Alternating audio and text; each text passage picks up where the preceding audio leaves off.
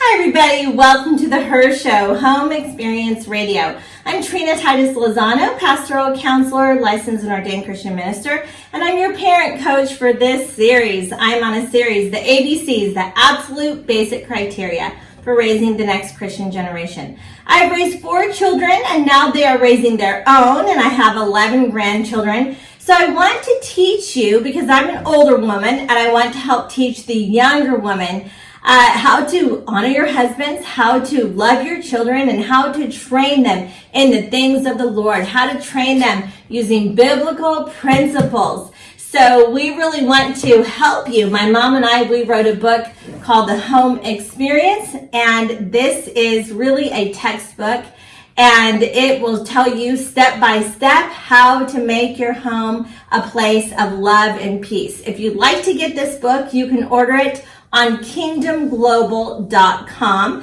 Just go to the store there, and that's my parents' ministry, and my mom's book is phenomenal, and she's got more than one, but this is in 3 languages, English, Spanish, and Portuguese, so hopefully that will be a blessing to you as well. So let's continue the parenting series. Today the letter is Q. Q is for quality and quantity. That's right. Don't kid yourself. Just quality time with your kids is not going to cut it. Children will become like the people that they're with the most. Children need you. They need you, and they need to be with you. In fact, they will attach to the adult that's responsible for them. So you're responsible for them. You're spending the most time with them. You need to be their primary caretaker. You need to be the one that is spending the quality time and the quantity of time with your children. And it's not going to be forever. Someday they will grow up and you will miss them. And then you'll get to spend quality time with your grandchildren. And that's a blast too. But I do want to encourage you to be a stay-at-home mom. I hope that you have made the decision to be a stay-at-home mom. You will have time for your career. Here's the thing about it, is you can have a career when your kids grow up. You can have a career even while they are in school. While they are in school, you can have your career, and they will be in school soon enough. And there's times when they're sleeping, there's times when they're in school that you can have a little bit of a career. But as a stay-at-home mom, your primary job is to stay with your children. And some people ask me if I believe that it would be good for the dads to stay home. And I really don't think so. I think the traditional way that the family is structured works best. When the children are young, they need mom. They really do. As they get older, they really bond and connect with their dad. But it tends to work best if the husband, who's called to be the provider and protector, if he does that job. And he needs to be supported to do it well. And it is in the best interest, in my opinion, and it is biblically correct as women that you would be keepers of the home, that you would love your husband and love your children. And you are such an influence in their life. There's a poem that says, the hand that rocked the cradle is the hand that rules the world. And it's so true. You have so much influence as a stay-at-home mom. So I honor you. Good job for being home with your kids. It's just a season, but it's an important one. And I really honor you and I really support you, because it is in the best interest of your children for you to be the primary influence in their life. Now, this is a decision that you and your husband need to make together. My husband and I, we made this decision that we would make every sacrifice that we needed to make when our children were young, so that I could be their primary caretaker, and so that I could be the one that would train them in the things of the Lord. And so my husband, he brought in the majority of the income. I would just work part-time a little bit when he was home, because I always wanted to contribute a little bit. But my big job was raising our family. And I have some tips here for the stay-at-home mom. Number 1, stay at home. That's right. If you're a stay-at-home mom, the best thing you could do is actually protect that time. Stay at home. Your home needs you.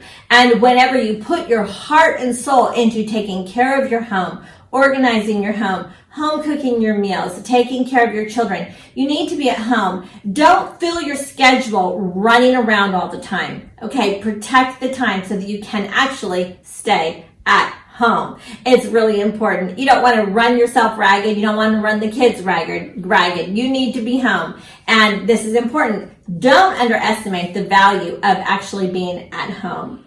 Okay, number 2, team up with your husband to get the breaks that you need to survive this really tough job. Okay, it's a tough job, and you guys are a team, and you're on the same team, so you're going to need breaks. So team up with him and ask him when you can have a break. Tell him when you need a break. Okay, communicate, plan your breaks. You need to plan when it's time to take a break. Grandparents may be willing to help, or maybe you need to hire a babysitter once a week or once every couple of weeks to give yourself a little bit of a break, because you need to take care of you. Okay, remember the airplane principle.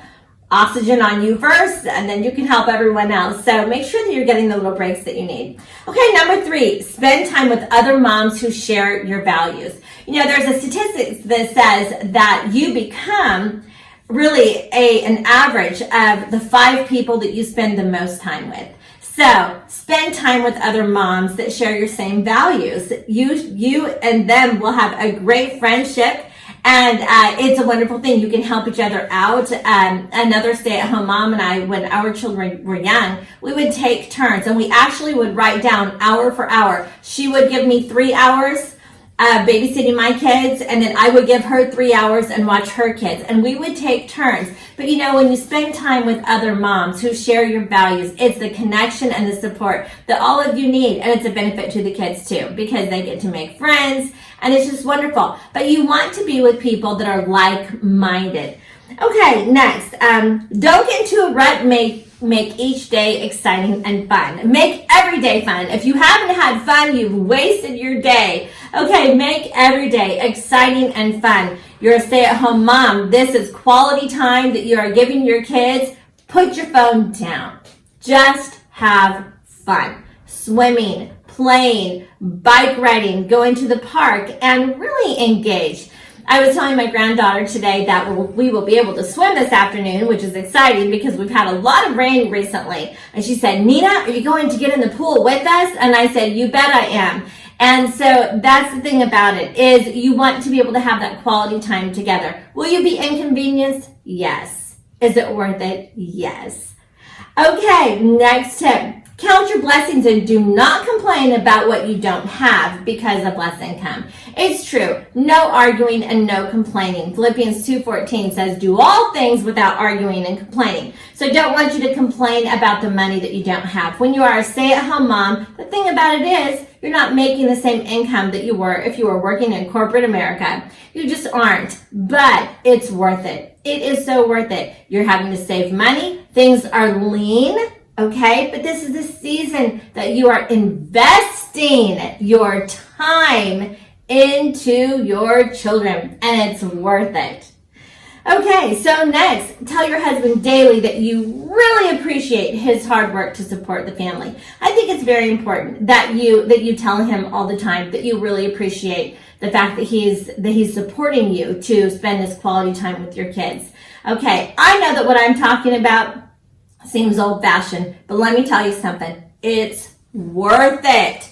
It's worth it. So stay positive, stay grateful, and tell your husband often that you really appreciate the opportunity to be a stay-at-home mom.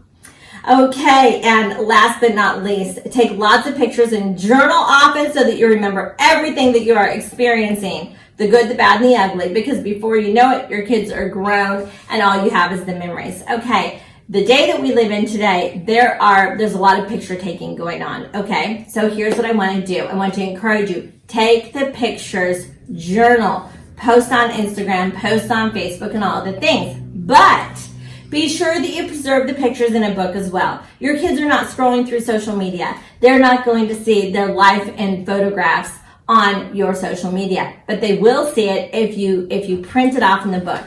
I like using chapbooks. That's my favorite way to preserve our pictures and our memories for the year. So every year I consolidate all of the pictures and I put the year in chapbooks. And it's a wonderful thing because year after year on my bookshelf, I have matching albums for the year. So all the highlights of that year are saved in those memory books. And I also journal. I love to do that. And I'm not as good at journaling and writing as I am journaling with pictures. I'm much better with pictures. But it's an important thing. You want to cherish the memories. You want to save the memories. So quality time with your kids. Now remember, you're going to put your phone away for probably 2 hours at a time whenever you are at an important business meeting. So at the very least, you should be able to put your phone away for 2 hours at a time and have undivided attention with your children. It's worth it. Thank you for joining me today. God bless you. Hugs and high fives.